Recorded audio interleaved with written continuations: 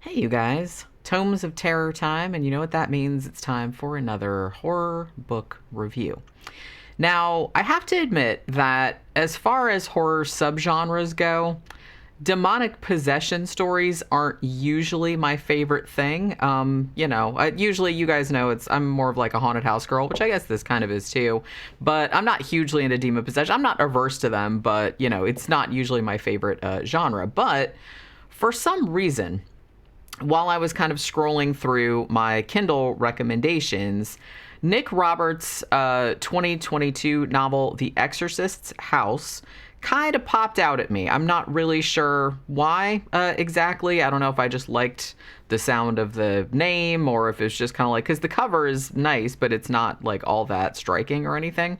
So I was like, oh, what the hell? It was free to read with Kindle Unlimited, so I said I'll give it a whirl. So Nick Roberts is actually a West Virginia-based author who actually won the Debut Novel of the Year award back in 2021 for his first novel, which was called Anathema.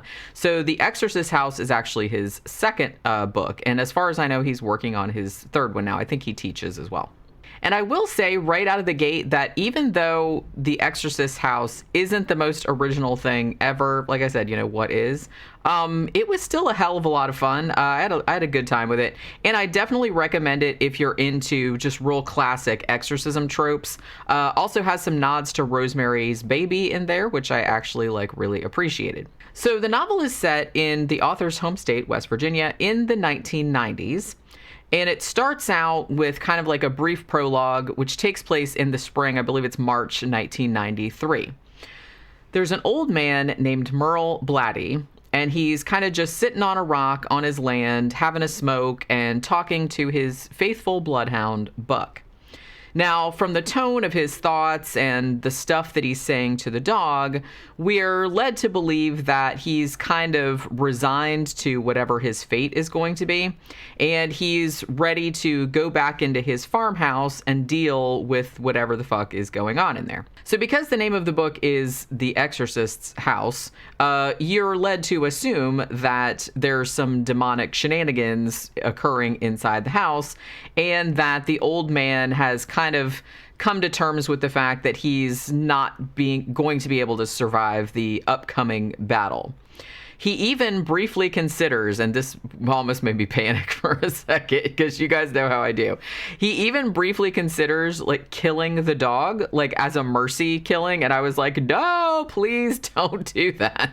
But thankfully, he decides, he's going to let the good boy go and fend for himself in the surrounding woods after whatever's going to happen, ends up going down.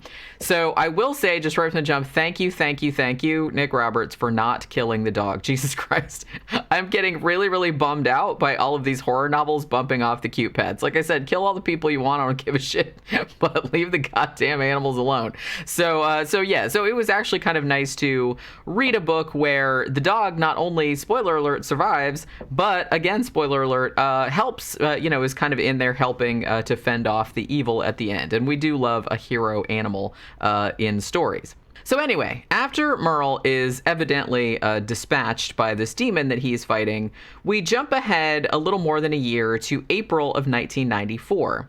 And then we start to follow our main protagonists, who are the Hill family. So you have Dad, Daniel, and he's a psychologist, with his own practice. And then the mom, Nora, I think she's a high school teacher, and she's also 6 months pregnant at the beginning. And the couple also have a 16-year-old daughter named Alice. Now, Daniel has gotten this wild idea into his head for whatever reason, that he's going to buy a farm in rural West Virginia for cheap. He just found one that was cheap, and we'll know why in a minute. He's going to fix it up and then sell it for profit. So essentially flip it is what he was going to do. Now, Nora is kind of less enthused about this idea, but she decides she's going to go along with it anyway, partly because, or maybe even mostly because, she actually feels really guilty because she had sort of a fling one-night stand type of situation with a coworker. I think it was actually her boss or the principal of her school or something like that. And she never told Daniel about it, so she feels really bad. So she's just kind of okay, well, I'm just going to go along with whatever he says because I feel really guilty. guilty. So that's why. So I guess the family is going to live in the farmhouse like for a little while, like over the summer or whatever, at least until all the renovations are complete. And then after they sell it, they're going to move back to the city and hopefully have like a bunch more money in their bank account. Because I think like the way that it was described, like I guess this farm is like an hour away from where they used to live. And like Daniel is still going to be working.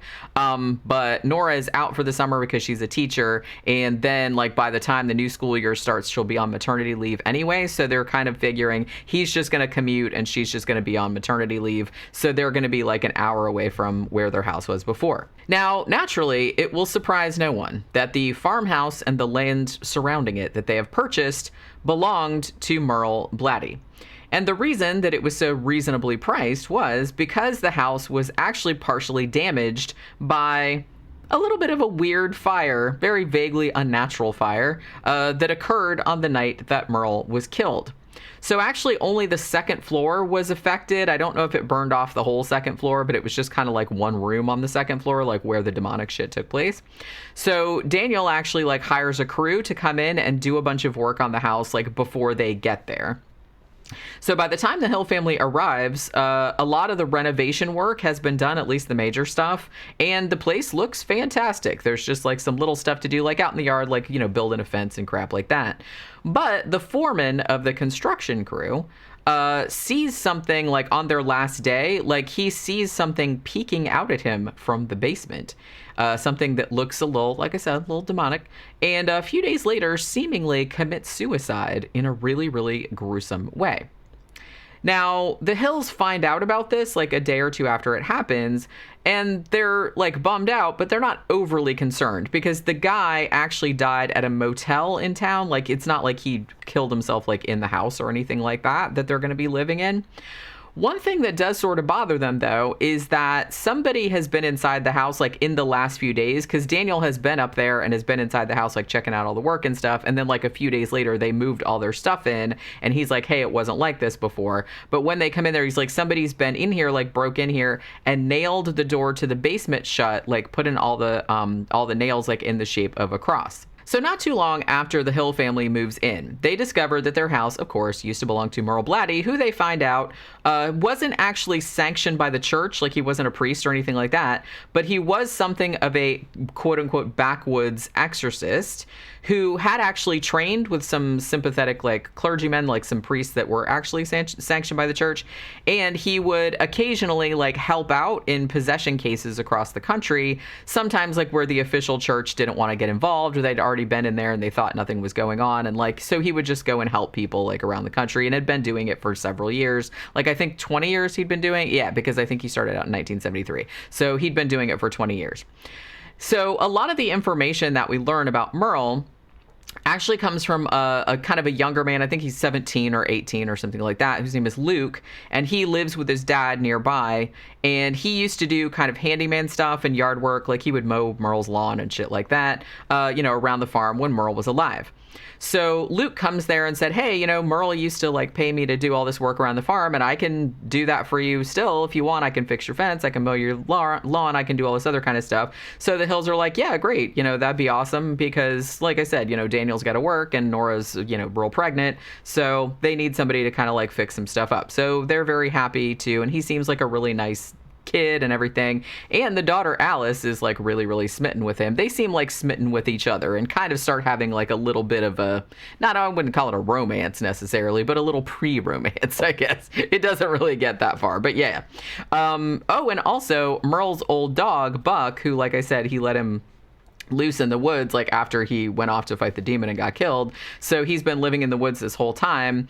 He actually returns and gets adopted into the family, so that's nice. Like I said, I was worried about what was going to happen to the dog, but it's fine, he survives. Very slowly though, as usually happens in stories like this, weird shit starts to happen. Most of the stuff at first kind of revolves around the door to the basement kind of like coming open by itself. Various family members seemingly, I don't even know if I'd want to call it sleepwalking, but sometimes they like end up down there and kind of seeing horrible things that are specifically tailored to them. Like usually like what their guilt is, or what, like for example, like Nora sees the guy she slept with and stuff like that.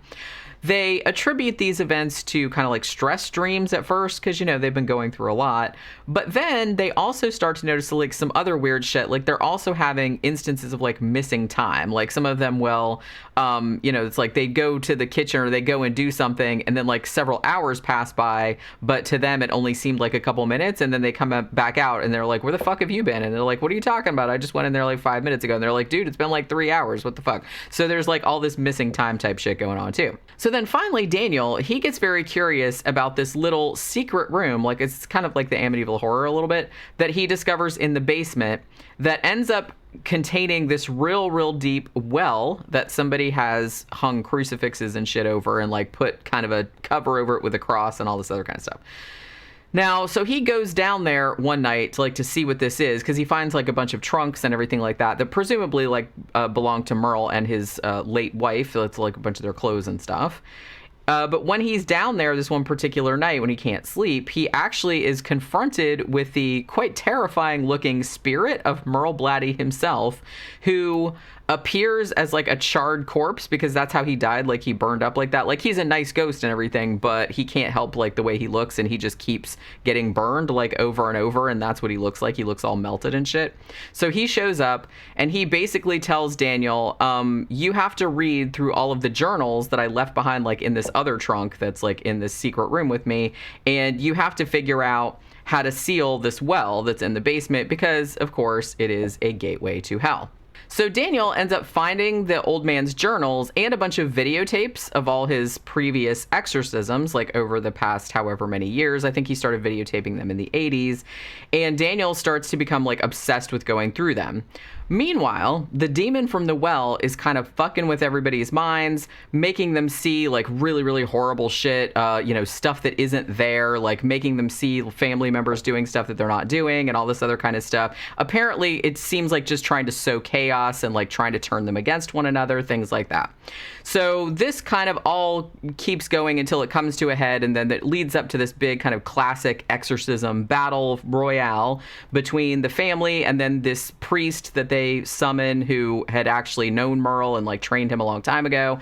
And so they're kind of fighting this demon that's inhabiting this well in the basement. And the whole scene, like at the end, it's very classic. Like I said, exorcism stuff. There's levitations and fire and like people with like fire in their eyes, fucked up visions and gloppy black substances driven from the ceiling, all that kind of crazy shit. So as I said, this was actually like a pretty fun read, and, you know, kept me interested, very compelling, like all the way up until the very end. I had a couple like very minor nitpicks, really. One thing, and I think I brought this up on a review of another book, although I can't remember what it was, but every now and then, like the author would occasionally switch points of view from character to character, like within a single scene. And I'm always like a little bit confused when that happens, because I'm always like, and I know this isn't a hard and fast rule, but I was always like more of an advocate of, if you're gonna switch the POV like of a character, like if you're inside this character's head and then you want to go into another character's head, then I would usually like change a section, like start a new section, just to keep it like so it's not confused and you're not like hopping from brain to brain like in one scene. I just find that kind of jarring and a little bit confusing. It didn't happen a lot in the book, but it did happen a couple times and it sort of like stuck out to me. Like I said, not a huge deal, but that was just like a minor nitpick that I had. So there's that. Also, I have to say, at first, when I was reading like the big end, like the big, you know, battle royale, like I said at the end, like the big final confrontation between the family and the demon, I thought it was a little bit, I don't know if I want to say abrupt, but it seemed like it could have gone on a little bit longer, or it was maybe like too easy or something like that. But after I kept reading, and then there's like, because after the big exorcism battle, there's like a coda that kind of says what happened in the aftermath. And after I read all of that, that kind of, and I'm not going to spoil it, but that kind of like introduced a new complication into the story, which I actually really liked. So then I kind of retroactively was like, I didn't mind the confrontation being kind of short. It's not that short, but I thought it was just like a little bit shorter than maybe it should have been. But after I read to the end, I was just kind of like, oh, okay. I kind of felt like I knew why he maybe did that at that point. So it didn't like bother me as much. So all in all, I would definitely recommend this if you're a fan of like movies like The Exorcist, Exorcist or Rosemary's Baby or Amityville Horror, which I mentioned before. It's a very, very classic demon possession style narrative, but it has kind of enough unique character to make it its own thing and make it worthwhile. And it comes across as like real gruesome, like a bunch of real gory shit happens in it. And it's very, very cinematic, like the way that it's written. So that was definitely like points in its favor. You know, it moved along at a good pace, and it introduced, I think my favorite concept about it was the demon being able to like show you really realistic hallucinations. So you were never really sure if what the protagonists were seeing was what was really going on, because they would each see their own thing, like, and it was, like I said, tailored specifically to them, like, because the demon knew what would bother them the most, and so it would show them. Then like other people would be like, what the fuck are you looking at? I don't see anything. So it was that kind of thing. So I really liked that there was that kind of ambiguity about what you were seeing and like whether it was real or not. So I thought that was like kind of cool, and I think that was probably like my best part of the story. And honestly, I kind of feel like this would be a really good one, you know, now that it's September at last, so we're coming up into fall and we're coming up into Halloween and everything like that. And this seemed to me, even though it's actually set in the spring and summer, it actually comes across to me as like just kind of like a real good like Halloween type of story, just because it's so classic and it's so Exorcist-y. And you know, so if you like that kind of thing, then you will probably really like this a lot. As I said, if you have Kindle Unlimited, you can read it on there for free, or of course you can of course get the paperback if you want to do that. So that will do it for this Tomes of Terror, and I will see you guys again on the next one. Bye.